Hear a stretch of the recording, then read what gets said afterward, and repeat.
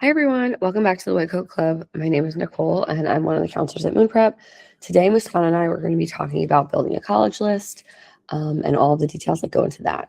So don't forget to like and subscribe to get more BSMD and med school advice as the year goes on.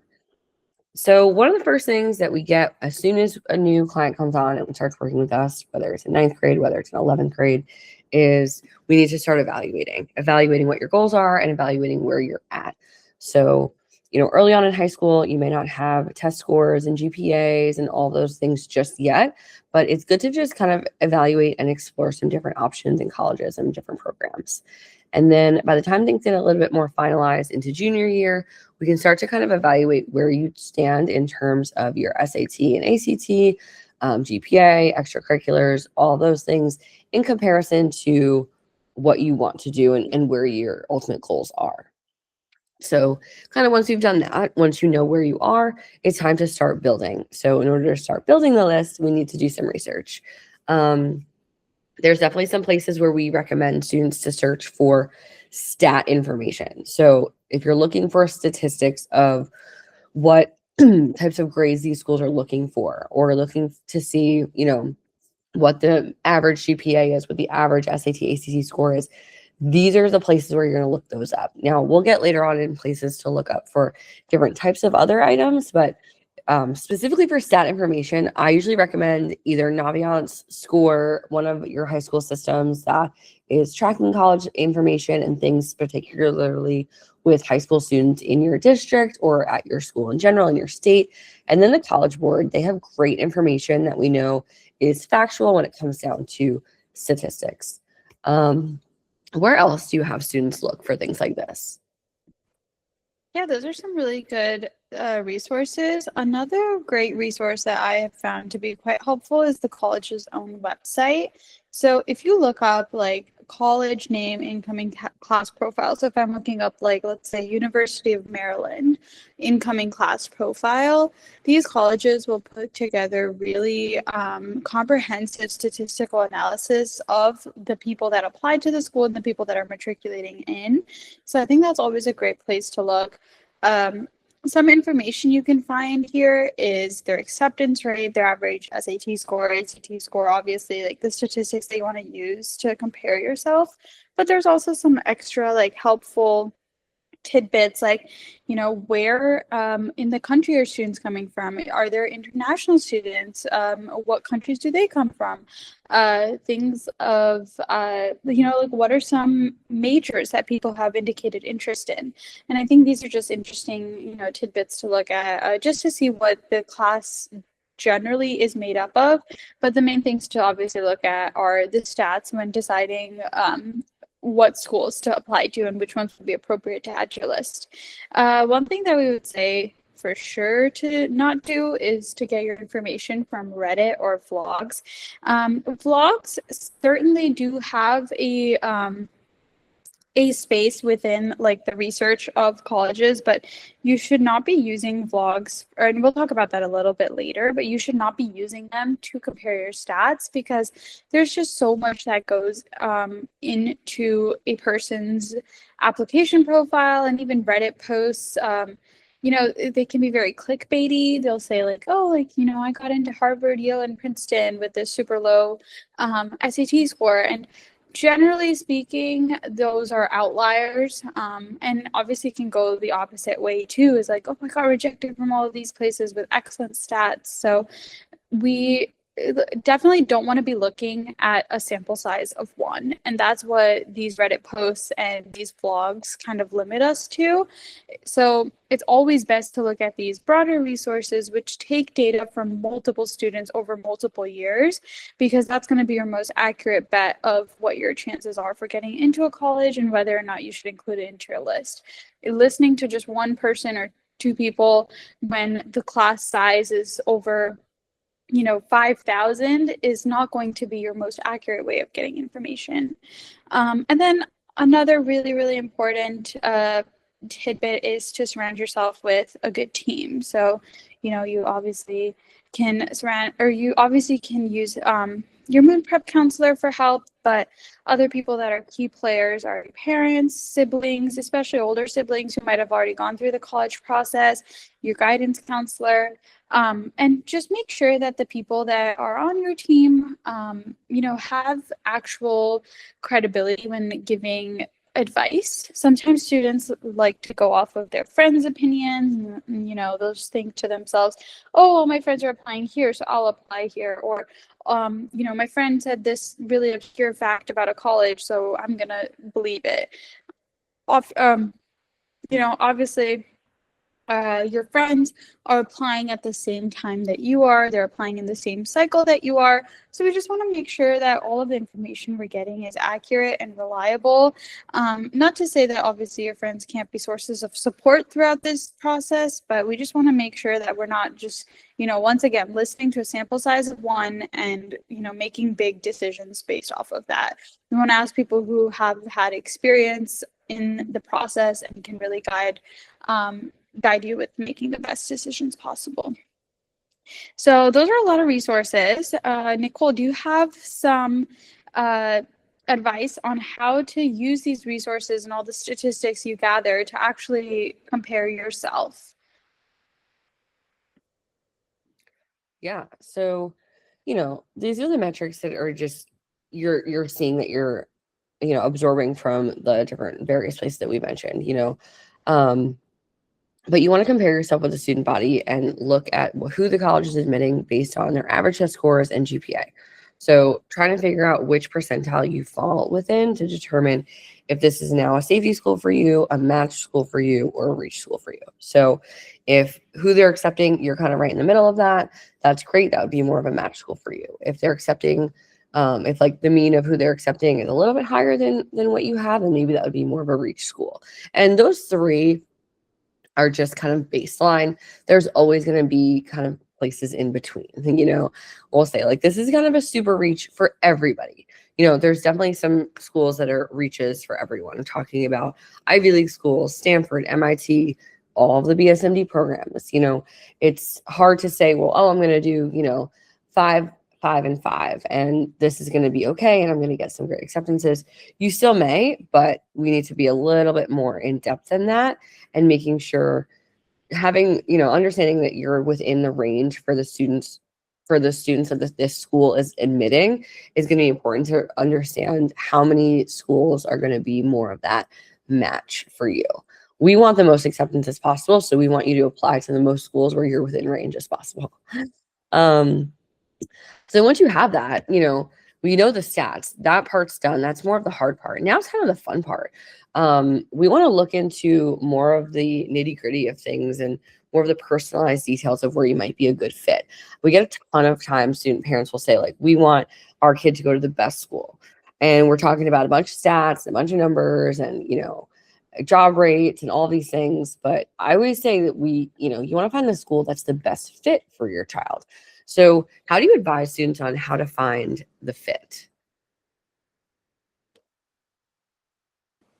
Yeah, that's a really good point, because sometimes, when you're thinking about a college that is a good fit, it's more of a subjective experience than an objective. Obviously, we talked so much about the stats, but, how do you understand whether or not, a school essentially, matches all of the things that you look for in deciding which institutions to apply to? So this is where, social media, vlogs, YouTube actually have a place in helping you make a college list. So I will say, when I was applying to colleges back in high school, this was like a guilty pleasure of mine, was, just putting on like a day in my life at this college type of vlog, and looking at kind of, what does the general campus culture seem like in this vlog, and how big are the class sizes? That's something that obviously you can get some statistics, but you don't really know what a 300% lecture hall looks like unless you visited the college, or you see it in a video.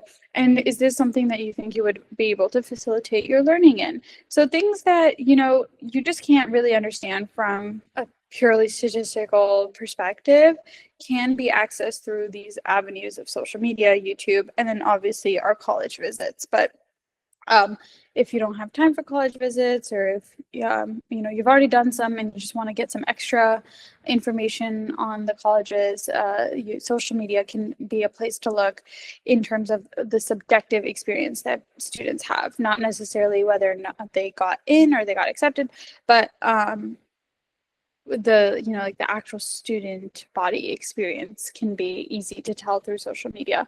Another thing I would say is that you can also just follow like the colleges on social media as well, because there's a lot of random events and clubs and student body activities that colleges will do that you'll probably never hear about, but they'll like to feature it on their social media. So that can also be a good idea, just to see what the different offerings are and if something catches your eye.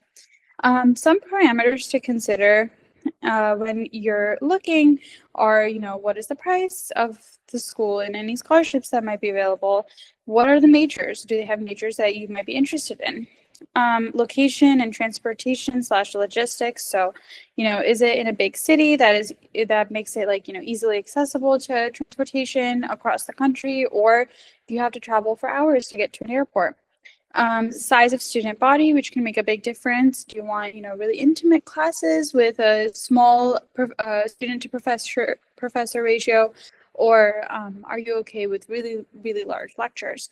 Proximity to hospitals is something that a lot of students forget to think about, but if you're going to be a pre-med student, you probably want to be doing shadowing and volunteering, and you want to make sure that you're close to areas that you can do this, because when you have class during the day, oftentimes your volunteering shift has to be 6 a.m. to 9 a.m. And, if you have to do that, you don't want to pick a school that has a hospital an hour away. What types of extracurriculars they offer, what types of research opportunities do they have, whether or not the school is known for grade inflation or grade deflation can make a big difference. Also look at what types of pre-med advising do they have. Do they have a dedicated pre-med advisor, or is it just, a pre-health advising team that is overwhelmed because they have so many students that are going to them? You can also look up med school acceptances if you're going the traditional route. So you can look up how many people apply from this undergrad to med school.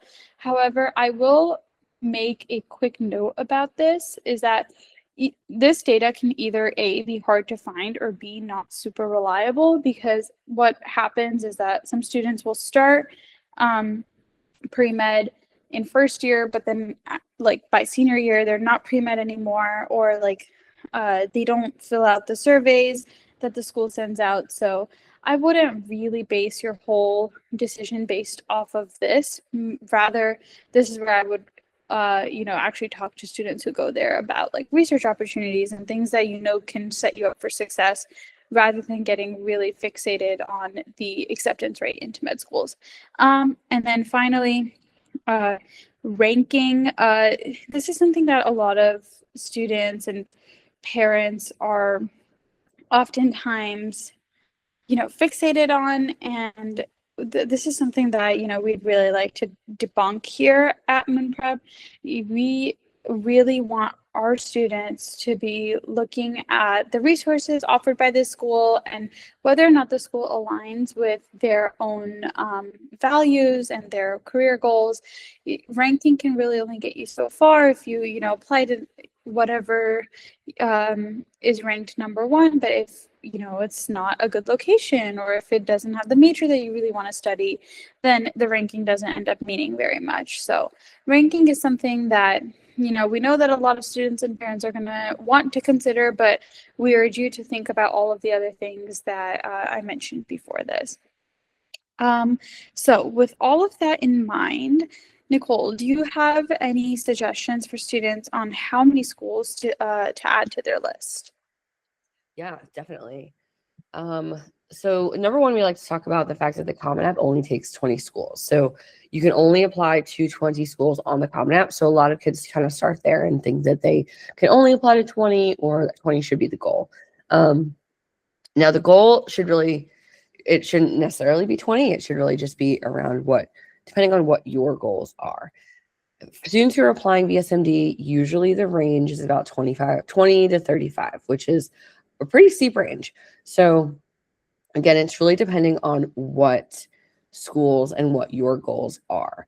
So for example, if you're a Texas student and you have auto admit, you don't need as many safety schools. You don't need as many match schools because you already know you're going to have those auto admit as a backup potentially. If you're just a BSMD student, then that's what you want.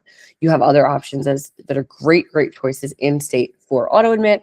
And then, you're not so worried as much about having additional schools as backups. Similarly, for my students from New Jersey, Rutgers is typically a really great match school for kids to add on.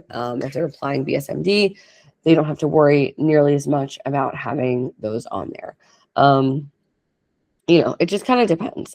But you want to focus on 20 to 35 based on what your specific goals are. Some of our kids are BSMD or bust. I don't care where, I don't care what, just BSMD. Or they just want a really good school. They don't care, maybe pre-med, love to have a BSMD, but it's not so much the needed focus.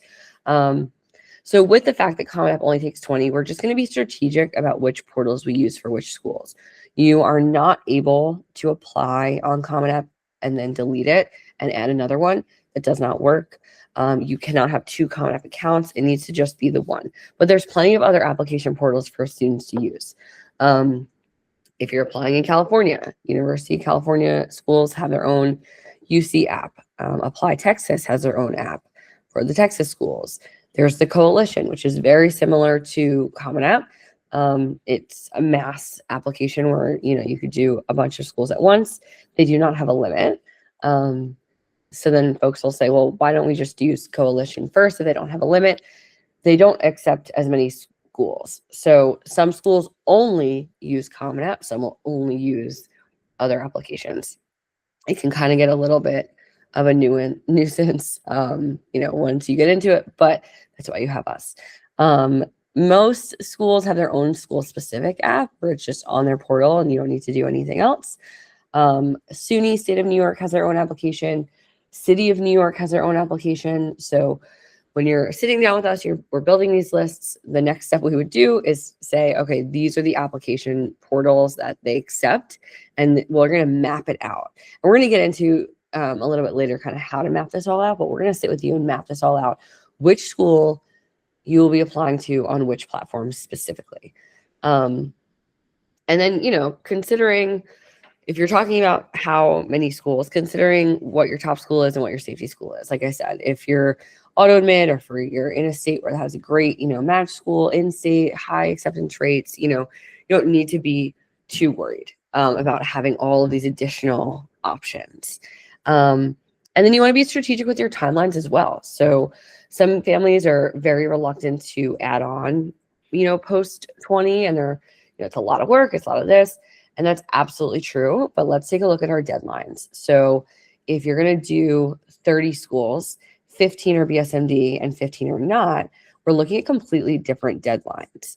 So if you're doing your 15 BSMD, that'll be due by early November for that early action deadline. The other 15 are probably just going to be regular decision, whether if you're doing IBs or if you're doing, other options for schools that are just that regular decision deadline, then we don't need to apply. Those aren't due until January. So you have that fluctuation where we can kind of really be intentional and be mindful of how many and when they're due and where we're going to be submitting them on. Yeah, anything else really about deadlines in terms of lists and strategy? Yeah, so another thing to consider is that, one thing that students get caught up on when they're trying to add schools to their list is, how will we balance, actually applying to the schools with schoolwork. And one thing that is important to note is that all of your applications will actually be spread out through October through January deadlines. It's not like all of your schools are going to be due at once. So generally, students will kind of have like batches. So they'll have a few schools maybe due in around like mid-October, and then usually a bigger chunk of schools are due in November, then a few in December, and then a bigger chunk in January. So that's also something to consider. You can look up the decision dates and uh, write them down so that you know how many schools approximately you'll be applying to like every few weeks during the application season. A really great way to do this is to consolidate your information. And this is something that is just so crucial to success. And I tell all my students that the best way to go through any big goal in life is to prepare and plan. And what you need to do in order to prepare and plan and be successful during the college admission cycle is that your college list shouldn't just be, on your notes app on your phone or, just on like a post-it note. What we really recommend is the spreadsheet method. Writing down all of your schools, create columns for your priorities. How much is the tuition? Are there scholarships you're applying to? When is the deadline? Are you applying EA, ED, RD?